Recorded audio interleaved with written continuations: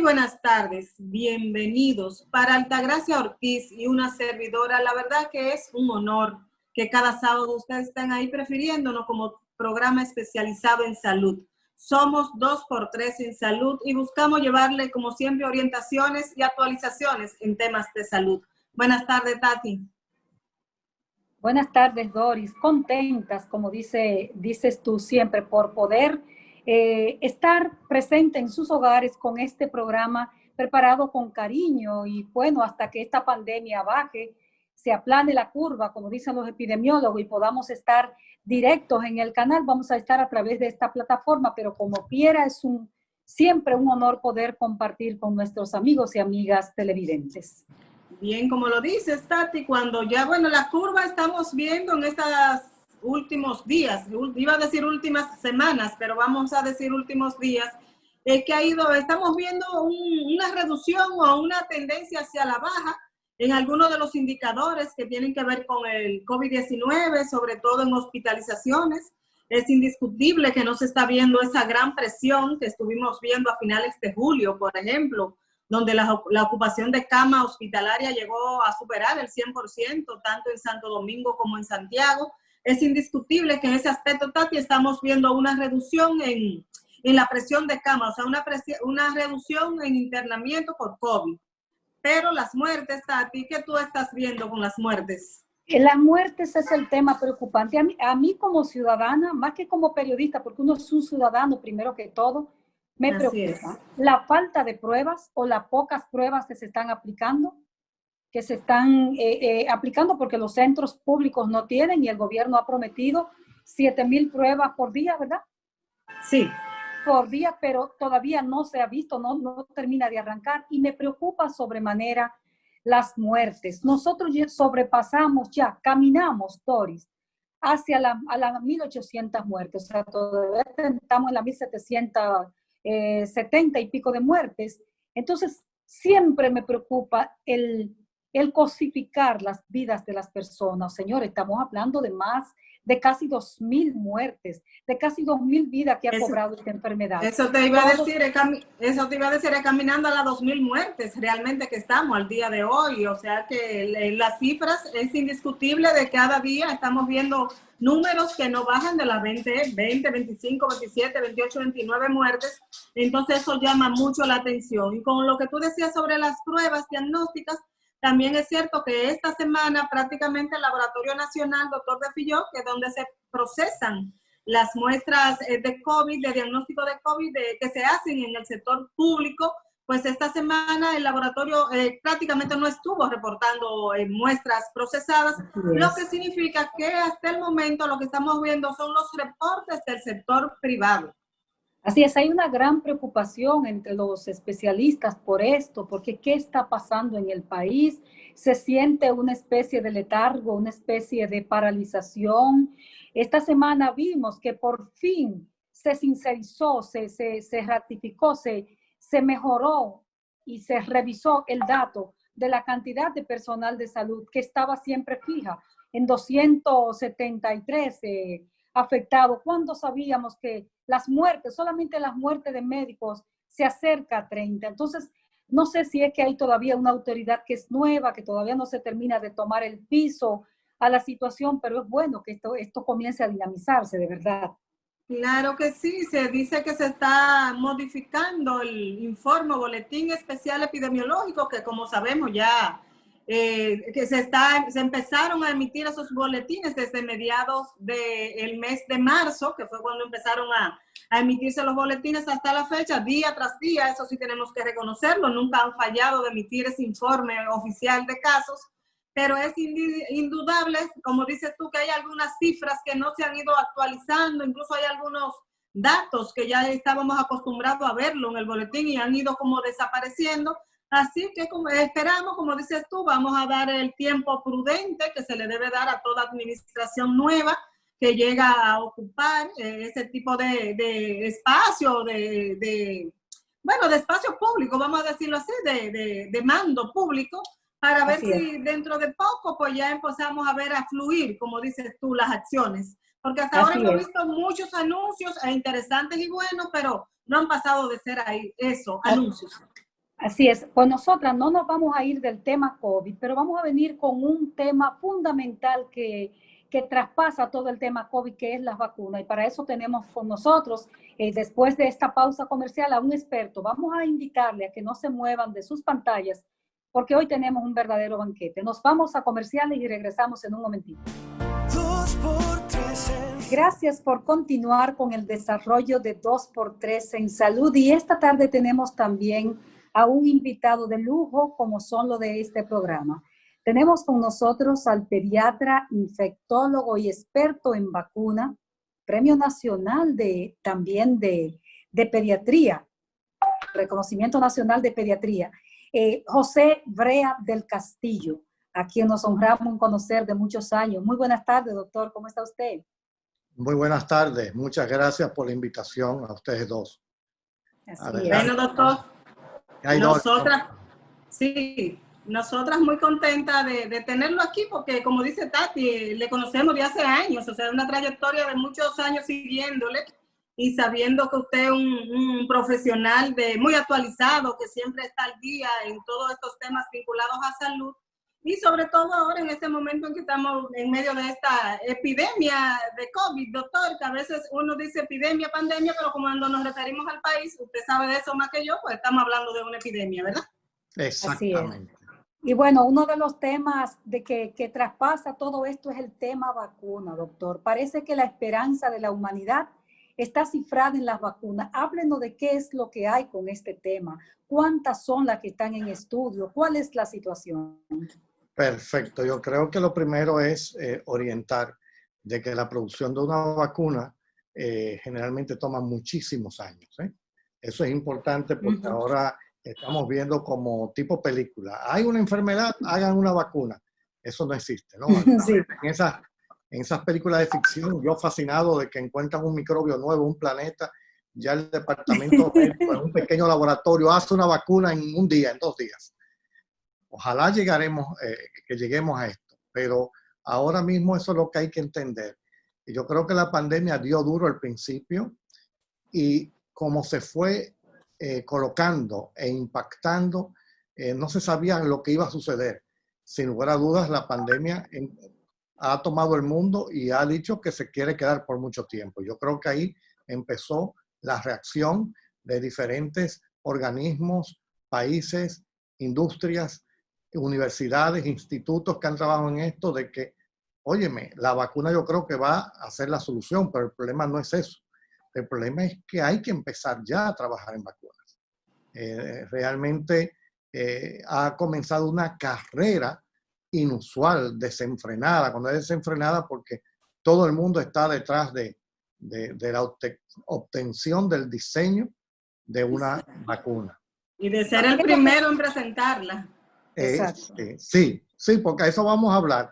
Hasta el momento se pueden decir 8 en fase 3, hay 33 vacunas en fase clínica que se están utilizando vamos a decir, en humanos, y 143 en fase preclínica. Como nunca. Casi 200. Sí, 186, algo así. Esto es lo que reporta hasta el día de hoy el track donde se va siguiendo y reportando todo el mundo las vacunas que están trabajando. Entonces, hasta el momento son 33 en preclínica, pero en fase 3 son 8. Algunos mencionan 9 en otra fuente, pero hasta el momento los que han entregado papeles son 8. Doctor, cuando hablamos en fase 3, ¿a qué nos estamos refiriendo para que las personas nos entiendan bien? Claro que sí, lo mencioné de manera breve.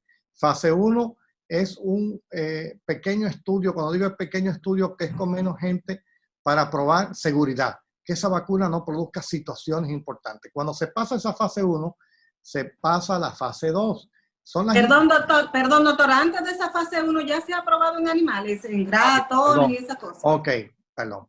El producir un medicamento o producir una vacuna requiere de múltiples estudios, no es solamente una investigación.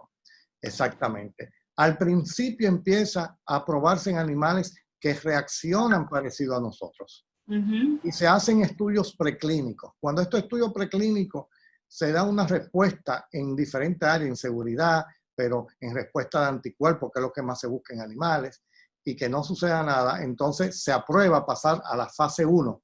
La Exacto. fase 1 clínica, como yo decía, lo que hace es investigar seguridad, que ese fármaco, ese biológico, esa vacuna que tú le estás poniendo, no produce un problema de peligrosidad o de efecto adverso a las personas que se le Que ponen. no le va a provocar ningún daño a la persona, ¿verdad? Claro, pero como te he dicho, se pone en una cantidad más pequeña. El Pequeña. segundo, que es la fase 2, que ya aumenta a 200, a 300 personas dándole seguimiento, es para buscar entonces eficacia, que significa la respuesta del ser humano, vamos a decir, para protección que puede dar esta vacuna. Cuando se ve que el ser humano está reaccionando bien, produciendo anticuerpos de una manera sostenible y adecuada, porque todo eso se empieza a medir y todo, entonces se pasa, por supuesto, todas estas cosas tienen que documentarse muy bien, están muy rigurosas. Incluso, vamos un ejemplo, si alguien manda fase 2, hace fase 2 y manda toda esta investigación a una revista de importancia indexada en el mundo, pues esta revista empieza a investigar, se le da a revisar a investigadores y estos investigadores y todos dicen esto está mal o esto está bien o por qué no me... Yo quiero esta información que no la pusieron. Y hasta que no haya cumplido, vamos a suponer, los requerimientos que la revista lo ha dado, no se publica. Entonces, Doctor, sí. y esa parte, porque la gente quiere saber mucho de vacuna ahora, o sea, ya hemos explicado las 3 fases, pero ¿quiénes son los hacedores? ¿Quiénes son los que hacen, digamos, la fabricación de ese químico? ¿Cuál es la materia prima? ¿Cómo se hace eso? Expliquémoselo un poquito a la gente. Sí, bueno, eso, bueno, como estamos hablando de vacunas, generalmente la trabajan, como les dije, la industria farmacéutica, la industria de vacunas que tiene algunas 100 años trabajando en esto. Pero también pueden unirse institutos de universidades o de hospitales, donde empiezan, ellos tienen su centro de investigación y en el momento que encuentran algo y siguen hacia adelante, vamos a decir, hacen una alianza con las casas, las industrias farmacéuticas, porque aunque tú obtengas esa vacuna o ese inmunobiológico, como se le quiera llamar, ¿cómo tú la pones a producir en grandes cantidades, a empaquetar todo el sistema que se tiene? Entonces ahí pueden entrar, como te dije, universidades, institutos, instituciones de gobiernos, por ejemplo, la India tiene, la tiene Brasil, lo tiene México, independientemente de la industria de vacunas que tiene muchos años. Y la industria de vacunas también oímos probablemente las 3 o 4 más famosas en el occidente, pero en el mundo hay mucha gente produciendo vacunas desde hace muchos años y vamos a decir, en el oriente, en Asia, también hay cantidades de institutos y de fabricantes de vacunas muy buenas que también, vamos a decir, alimentan a toda la población, que probablemente es más que la parte occidental en esa zona, en esa área. Pero en Occidente estamos como muy inclinados en esta parte del mundo y creemos que lo que pasa en esta parte del mundo es lo único que ocurre en el mundo. Fíjate que Cuando todo está ha ocurriendo cambiado. cosas por el mundo. Exactamente, exactamente. Si no es una marca del occidente, de que va en las Américas, desde el norte hasta el sur, o europea, pues como que primero no la conocemos bien y segundo probablemente al no conocerla bien otra que venga de otra sí, a lo mejor no le tenemos la confianza, pero le puedo decir que en el mundo hay un fondo rotatorio de vacunas, donde las vacunas de todos esos fabricantes, por supuesto, de manera con una regulación, llega. Entonces en un momento un país latinoamericano se puede estar vacunando con vacunas de la India, de China, de ¿cómo se llama? ¿Por qué no? De Francia, de Inglaterra. Entonces, lo importante es que esas vacunas cumplan con los requisitos. Lo Pero importante, doctor, que para llegar a ese fondo rotatorio, como dice usted, ya esa vacuna ha pasado por todos estos procesos, por toda esa fase, y ya está más que comprobado de que es segura y que es efectiva. precalificada. Precalificada. Ok. Porque algunas veces, voy a decir, por ejemplo, los norteamericanos u otros países han hecho su vacuna, todos sus mecanismos regulatorios, la han aprobado en un país, pero todavía no está precalificada, pero ellos deciden ponerlo a su población. Eso sucedió en el pasado. Pero eso es ya de cada quien. Vamos a suponer que FDA apruebe una o tal vacuna, como se está hablando. Bueno, eso es una aprobación que hace FDA, que es lo de Estados Unidos, que es la que maneja. Para Estados Unidos. Sí, pero eso ayuda mucho, porque muchas veces en Latinoamérica, cuando dice este medicamento está aprobado por la FDA, tiene mucho valor, o está aprobado por la EMEA de Europa, tiene mucho valor. Eso no le quita el valor a OMS. Le genera confianza, ¿verdad? Cuando se oye de que está aprobado por esos organismos. Sí, y si un país en todos sus mecanismos regulatorios aprueba un medicamento, una vacuna, también hay que confiar, por supuesto, pero eso no quita de que poco a poco otros mecanismos regulatorios externos estén chequeando y estén viendo. Pero realmente hace tiempo el mundo se vacuna, a excepción de algunos países que tienen capacidad de producirla y poner todas sus vacunas, o europeas o norteamericanas, o algunas veces en japonesas, o por ejemplo en la India, exclusivamente para los indios. Entonces, pero en el mundo recibimos un fondo de vacunas que son aprobadas, que funcionan, que vienen producidas de diferentes partes del mundo, incluyendo la parte de Asia, hace tiempo. Doctor, usted hablaba de que hay 7 o 9 que son las más avanzadas en este momento, o sea, que están ya en fase 3, decía usted, si no me equivoco. ¿De dónde provienen esas vacunas y qué esperanza tiene la población? ¿Para cuándo podríamos estar hablando de que podríamos tener quizás una vacuna de esta? Sí, eso es lo que queremos. Tenemos oficialmente, Organización Mundial de la Salud hoy habla de 8 vacunas candidatos en fase 3, en la fase que estábamos explicando, que se está probando seguridad y eficacia. Por supuesto, hay que concluirlo porque mínimo es alrededor de 30.000 personas que hay que hacerle esto. Y si tiene 2 dosis, estamos hablando de 60.000 dosis colocadas en un mes, con todo su seguimiento. Y a todas las personas hay que tomarle pruebas antes, exámenes de laboratorio, de sangre, antes, durante, después, y estar vigilando todo lo que... Es que eso se toma un proceso larguito, ¿verdad? Se lleva su tiempito. Pero tú sabes que aquí hay grandes retos con esta vacuna. Primero, hay una carrera de liderazgo mundial, tecnológico, y ahí está metido, por supuesto, Estados Unidos, está metido China, está metido Rusia. Se ha quedado un poco rezagada, pero ahí echando el pleito a Europa, ¿de acuerdo? Entonces, también son grandes retos sanitarios, tecnológicos y económicos, porque ahora mismo vamos a estar claros, las vacunas representan una salvación, vamos a decir, una liberación, una protección individual. Pero luego, también un negocio. Pero lo que va a poner a producir toda la economía en un mundo capitalista es que la gente pueda ir a trabajar, a laborar, y eso lo va a dar o una inmunidad total o una vacuna. O varias vacunas, porque yo creo que van a venir varias vacunas. Exacto, no necesariamente tiene una población que estar sujeta a una sola vacuna, ¿verdad, doctor? Sino que si tiene la eficacia, se ha comprobado todo eso, pues un país puede acceder a diferentes vacunas. Como te dije, por ejemplo, una vacuna de influenza, contra influenza, la deben producir en el mundo más de 20 productores. Y producen todos los años 650 millones de dosis. Una vacuna de sarampión, rubéola y parotiditis la pueden producir 30, 40 productores en el mundo, en todas partes.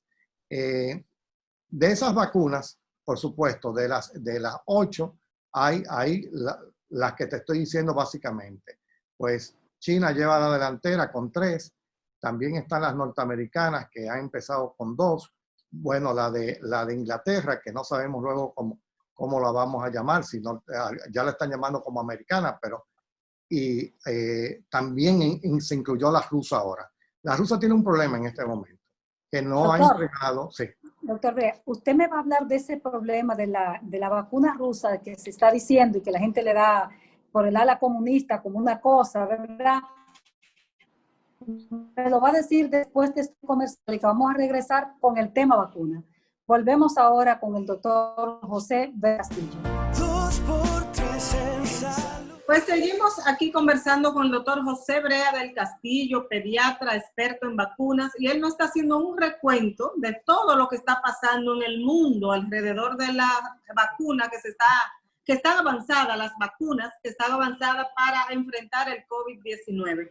Doctor, usted nos definía que China tiene 3 vacunas muy avanzadas, que en Estados Unidos me parece hay 2, y que nos hablaba de la vacuna rusa, que fue de la primera que escuchamos hablar y que ya se decía, bueno, ya en Rusia empiezan a vacunar a toda su población. Usted hablaba de un problemita con esa vacuna. Por favor, detállenos. Sí, mira, el problema es que hasta hace una semana, Organización Mundial de la Salud no la ponía como una vacuna en la fase 3, porque ellos no habían entregado ningún tipo de información.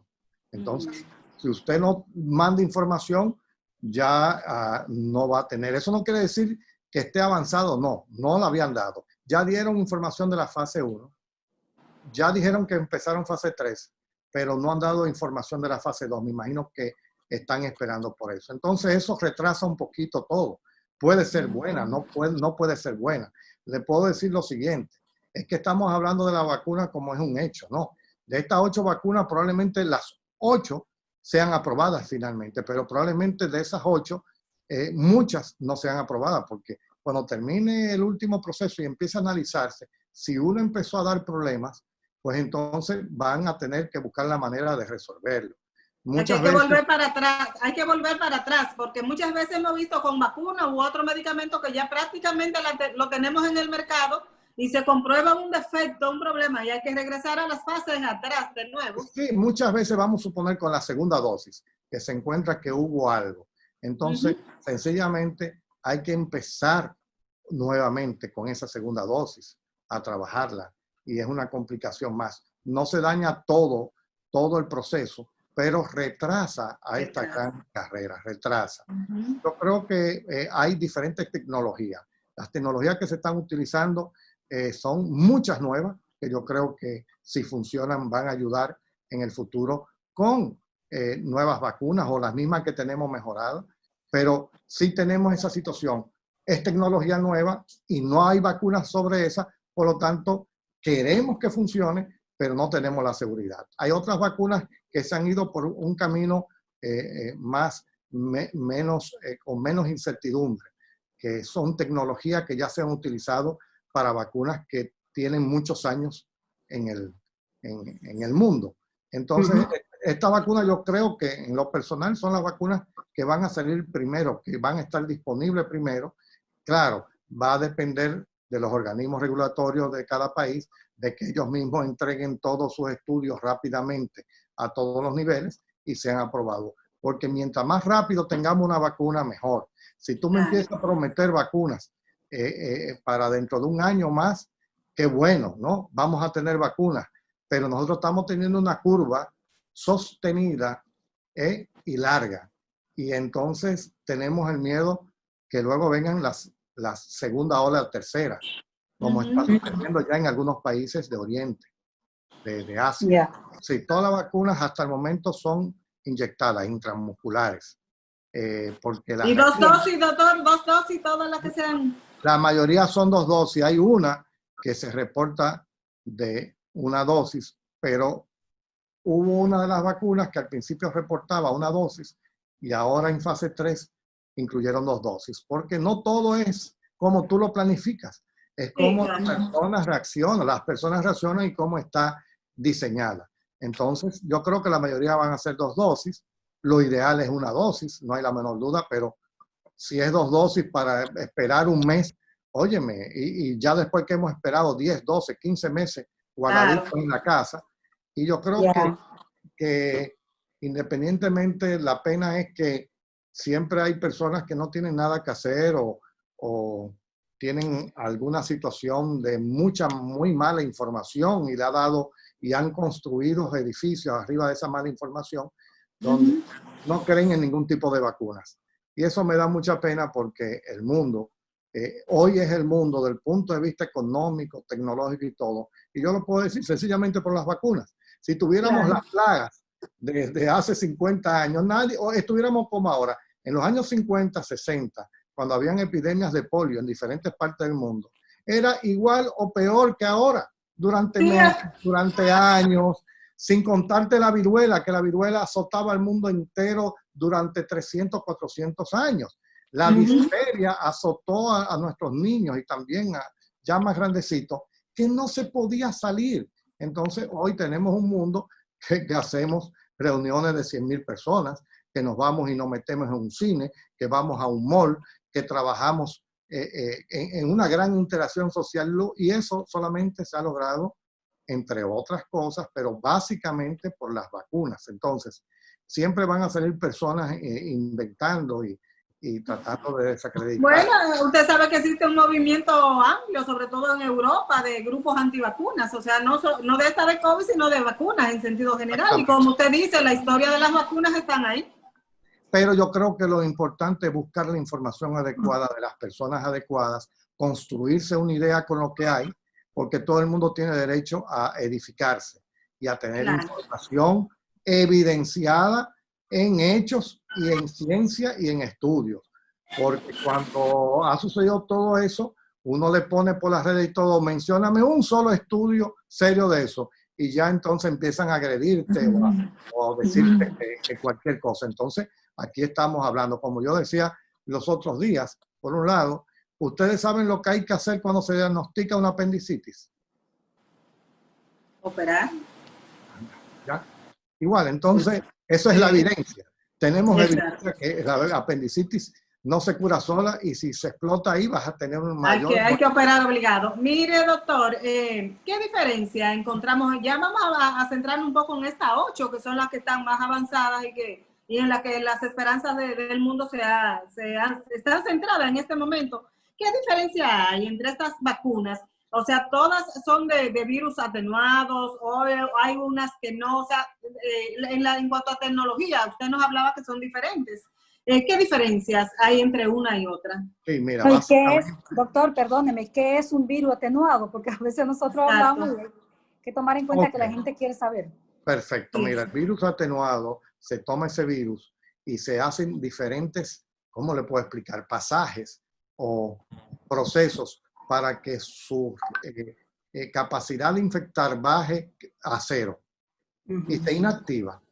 Las vacunas de influenza, las vacunas de poliomielitis, las vacunas de rabia que hoy se utilizan es de virus atenuados de manera exitosa, y hoy podemos decir que la próxima virus que va a desaparecer sobre la Tierra, y esperemos que sea en meses o en un año, es polio, y es con una vacuna, la inyectada, que se ha utilizado con esta tecnología. Es un virus, pero no es un virus vivo que me va a enfermar, estamos diciendo, ¿no?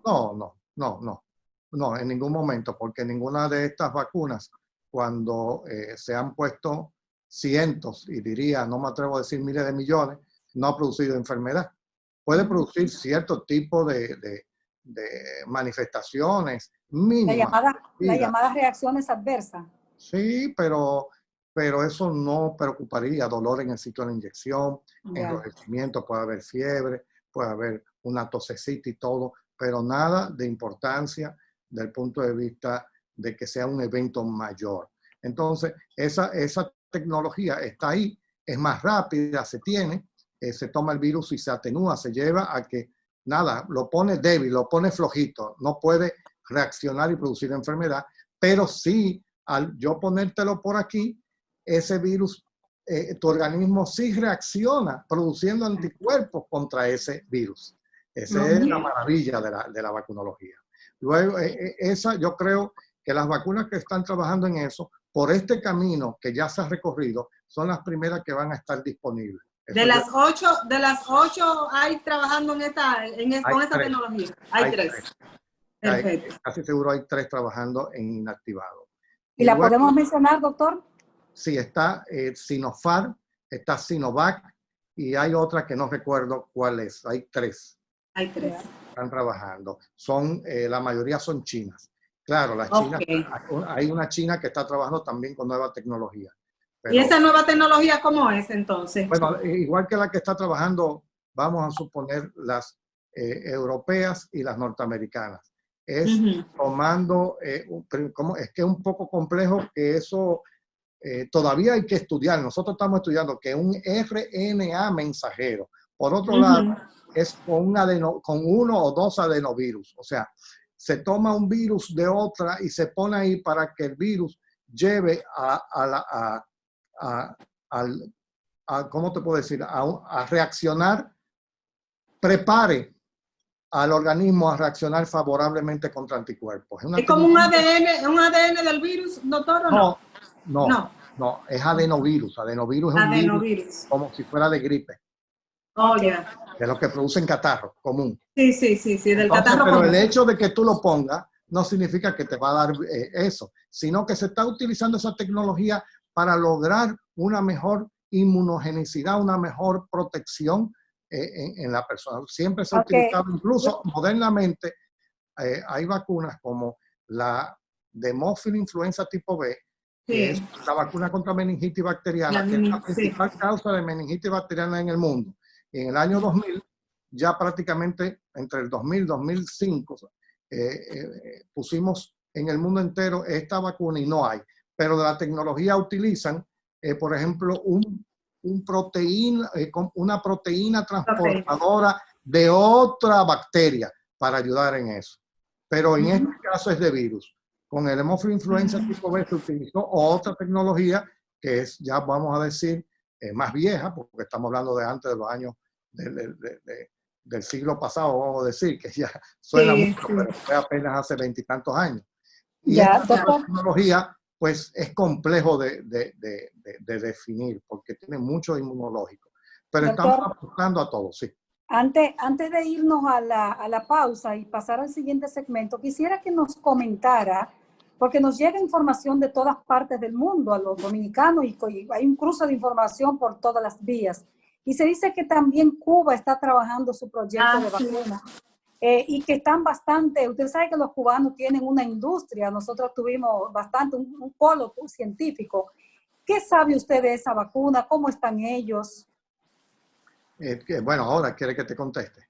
Sí. No, ahora antes de la pausa, sí. Bueno, sí, las vacunas, como te dice, están en una fase que no están en fase final ni nada, en lo absoluto. Entonces, las vacunas que no estén en fase 3 realmente no las seguimos. Realmente no tienen la importancia porque lamentablemente de las 143, muchas no van a llegar y no tienen ninguna importancia. Es muy complejo. Lo que yo veo es, independientemente, que esta vacuna, si tú utilizas una tecnología, requiere de muchos recursos. Pero, aleluya, lo que venga. Ojalá y llegue, ¿verdad, doctora? Todo, pero realmente hay muchas industrias metidas en esto. Pero solamente vamos a concentrarnos en lo que están en la recta final, exactamente. Doctor, bueno, entonces ahora sí, vamos a pedirles una pausa, nos vamos a unos comerciales y regresamos, doctor, para que nos explique entonces, ya en esa fase 3, qué pasos faltan, entonces, qué tiempo más o menos para uno estimar un poquito lo que nos toca esperar todavía. Regresamos en un momentito. Continuamos esta conversación con el pediatra infectólogo José Brea del Castillo, quien también es experto en vacuna. Dejaba Doris la pregunta en el aire, después que estos biológicos están en fase 3, ¿cuál es la fase que sigue? Pongamos que ya la vacuna pasó la fase 3. ¿Qué sigue, doctor Brea? ¿Cuándo va a llegar a la gente? ¿Qué pasos faltan para que llegue a los países? Exactamente. No, recordarte que muchas de estas vacunas en muchos países de las Américas se están ahora colocando. Se están colocando apenas. Y apenas... En fase 3. Esa colocación es en fase 3. En fase 3 y apenas primera dosis. O sea que todavía es un proceso que falta. ¿Qué se hace? Se empiezan a hacer todos los estudios, se ponen se pone con placebo, es doble ciego. ¿Qué quiere decir? Que de manera al azar se van poniendo vacunas a los voluntarios. Bueno, vacuna no, la inyección. Una tiene solución salina y la otra tiene la vacuna. Solamente los investigadores por la numeración al final que van a analizar saben cuál fue vacuna y no, pero el que la está poniendo ahí y la persona no sabe lo que recibe. ¿Por qué se hace eso, doctor? Esos estudios ciegos, como se le dice. Es que ahí no hay ningún sesgo, porque dice, Exacto. ay, me pusieron la vacuna y me dio esta ración y me sentí mal y me sentí grave, y me sentí que el mundo, o el que vacunó, mira, yo creo que esta tiene más reacción que la otra, porque óyeme, eso se eliminó, por eso se llaman estudios de doble ciego. De doble ciego. Aleatorizado, todo. Esa es la maravilla del mundo. Entonces nadie sabe nada. Un numerito que dice 13, 26, 13 y se van tomando uno y uno dependiendo lo que hay. Incluso le puedo decir que en otras vacunas el placebo es otra vacuna que se le da a la población que se hace voluntaria como un extra en ese sentido. ¿De acuerdo? Pero ahora en este momento todo el mundo está usando solución salina, o sea, agua de sal, estéril, y la vacuna. Entonces, se terminan esto. Ahora mínimo yo creo que todo el mundo va a tener por encima de los 20,000. Porque muchas veces tú dices 30,000, 40,000, pero se van cayendo personas no cumplen los requisitos porque hay criterios de inclusión, hay criterios de exclusión. Si cuando se está haciendo una vacuna que dura años, llegan muchos comisiones para revisarte todo. Toman algo al azar, el teléfono de esa persona la llaman y le dicen si le pusieron la vacuna tal día, todo. Ahora eso es increíble lo que está sucediendo porque son muchas comisiones, se está arriba de ahí.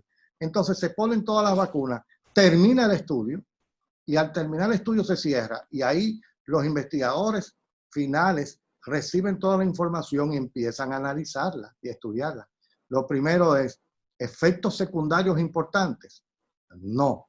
¿O aumentaron un poco los efectos adversos con la segunda vacuna? No. Sí. Bueno, ese dato hay que darlo. Todo eso hay que darlo. Y todo el mundo lo tiene que dar. Porque nadie se va a arriesgar a, primero, una situación de imagen y segundo, que quebraría económicamente o le iría muy mal desde el punto de vista legal. Eso hay que entenderlo. O sea que todo eso, doctor, tiene que estar bien documentado. O sea que no es por decir yo tengo la vacuna, es efectiva, sino que científicos tienen que avalar eso. Sí, bueno, se hacen todos los estudios, los mismos científicos que están llevando de eso. Entonces buscan cómo el ser humano, si hubo eficacia, si está funcionando la respuesta del ser humano para protegerse. Porque yo creo que de esta vacuna, le voy a decir, la mayor parte de las vacunas que salgan no van a proteger contra la enfermedad. Perdón, no van a proteger contra la infección, van a proteger contra la enfermedad. Que te puede dar el virus, pero te va a dar suave, que no te va a complicar, que no te va a poner grave, que no te va a llevar a la clínica o al hospital. Y así hay muchas vacunas. El mejor ejemplo es...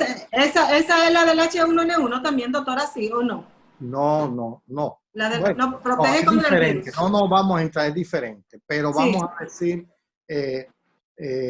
sí, es posible, exactamente, te produce, buen ejemplo, Doris, exactamente, una vacuna influenza no te protege exactamente contra infección, pero te protege contra la enfermedad.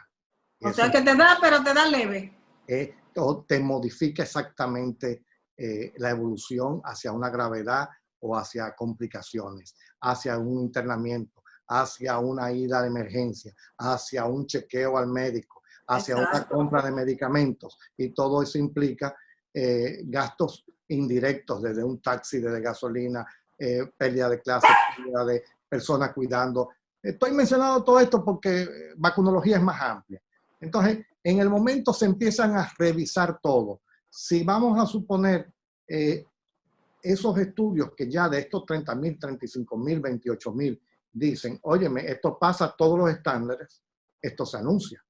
Entonces ahí se pasa, cada país tiene estándares diferentes. Por ejemplo, los chinos lo llevarán al gobierno, a las instituciones de gobierno que trabajan independientemente del gobierno o no. También los norteamericanos lo van a llevar también a sus instituciones como FDA. Los europeos lo van a llevar a la EMEA. Y esa gente al principio van a decir, sí, esto está válido para ser usado. Y ahí está el punto. Muchos países, y ya en los últimos 2 días, lo está diciendo la FDA y lo está diciendo Fauci, que si una de estas vacunas, del primer momento, cuando se revise la data de parte de sus organismos, entienden que se puede poner, no van a esperar otros mecanismos regulatorios para empezar a ponerlo. Pero eso es de cada país. Entonces ya luego todos los países mandan esto a OMS con todos los numeritos, con todos los papelitos, con todo el análisis, con todo. Y entonces ahí se tienen que sentar OMS para precalificarla. ¿Cuánto va a durar esto? Yo creo que también Organización Mundial de la Salud va a tener una serie de situaciones. Primero, de rapidez, va a haber mucha presión. Y esto sucede que cuando manden algo y dicen, mira, faltó la manga B de esto que se hizo el 18 de octubre, que no está aquí completo. Ah, sí, se manda otra vez. Muchas veces son una serie de situaciones. O de plano, una vacuna diga, no, mira, esta vacuna realmente tiene muchas situaciones de esta naturaleza y no las recomendamos o las recomendamos en estas circunstancias. Porque nos hemos olvidado de que a quién vamos a vacunar primero. La mejor vacuna va a ser la que primero va a estar disponible. Y dependiendo del tipo de vacuna, tenemos que sentarnos a ver a quién vamos a vacunar primero, dependiendo las indicaciones y las se ha hablado, doctor, de la gente que está en la primera línea, médicos, enfermeras, bomberos, periodistas, policías. Esencial, personal esencial. Pero también se va a ir incluyendo personas por la edad o que tengan una patología. Sí, lo vulnerables, como dicen. Vulnerables. Hay una buena noticia de que, por ejemplo, hay estudios que se han empezado a hacer por encima de 60 años, 65, porque siempre es de 15 a 59. Hay otros estudios que se están poniendo, que se están comenzando en niños de 5 a 12 años. O sea, pero ahora mismo yo creo que va a estar entre 15 y 59 y también a partir de los 60 años, la mayoría de las vacunas. Okay, doctor, y el tema de la preparación de los países, por ejemplo, con la cadena de frío, o sea, eso implica una inversión grande para estos países que no están acostumbrados a eso, a tener una cantidad de vacunas tan significativa para una pandemia que hace un siglo no teníamos. Sí, bueno, yo creo que sí, porque va a haber un problema de almacenamiento, hay que irnos preparando, no hay la menor duda. Yo creo que hay que reforzar todos los programas ampliados de inmunizaciones, hay que sentarse a reforzarlo en todos los sentidos. Desde ya, doctor, desde ya hay que estar en eso. Por diferentes razones. Primero, de que por la pandemia han disminuido las coberturas, entonces tenemos que estimular la vacunación en la población, porque la gente no estaba yendo a vacunarse. Entonces tenemos riesgo ahora mismo de que vengan otras enfermedades. Por lo tanto, ese reforzamiento es en todos los sentidos. Pero hay algunas vacunas, principalmente las norteamericanas, que trabajan sub-0. ¿Qué significa? Que tú tienes que guardarla a menos 70 grados. Entonces, eso da una... ¿Y aquí tenemos esa capacidad? No. Eso es una limitación que va a haber en países, como tú dices, latinoamericanos o asiáticos del mundo entero. Yo creo que no todos los países tienen esa capacidad. Me imagino que la industria buscará la manera de resolverlo, pero por eso, una vacuna rápida, una vacuna que se pueda poner en una nevera de vacunas normal, que la haya en todo entre 2 y 8 grados, y que muestre seguridad y que muestre un buen nivel de eficacia, yo creo que será la mejor vacuna y que es la que se debe comenzar a vacunar.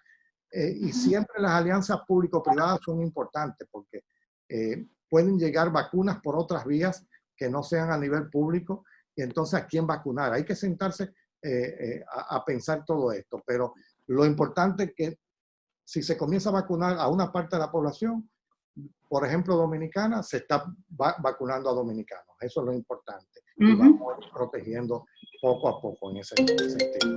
Perfecto. Y en el caso, parece que tenemos Doris. No, sí, quería comentarle al doctor ya para despedirnos, porque ya se nos terminó el tiempo, Tati, ya se nos terminó el tiempo. Lo que quería decirle al doctor que sí, que aunque todavía no tenemos una fecha específica, pero sí estamos más esperanzados que lo que teníamos al principio de la pandemia, ¿verdad? Totalmente de acuerdo. Yo creo que todas las medidas que se están tomando, la inmunidad de rebaño poco a poco van a ayudar, pero la vacuna va a ser lo decisivo para liberarnos, ¿eh? Y yo creo que las vacunas van a estar más rápido de lo que pensamos y va a depender de ese país que la produce y de los países que la pueden recibir, tomar una decisión rápida de aprobación o de preaprobación o de aprobación de emergencia para empezar a colocarla, o sentarse a esperar que la OMS disponga y es otra opción, pero estamos hablando de mitad del próximo año. Bueno, doctor, pues muchísimas gracias. Sé que de aquí a que salgan la vacuna, la primera que podamos tener, lo vamos a tener de nuevo en nuestro programa, porque la verdad es que la población necesita orientación y necesita orientación de personas con conocimiento de causa, y usted sabe de lo que nos está hablando y lo que le está diciendo a la población. Muchísimas gracias, doctor, por dedicar su tiempo a nosotros. Gracias a nuestros amigos televidentes por siempre acompañarnos cada sábado. Gracias, Tati, y será hasta la próxima semana. Muchas gracias. Nos vemos el sábado.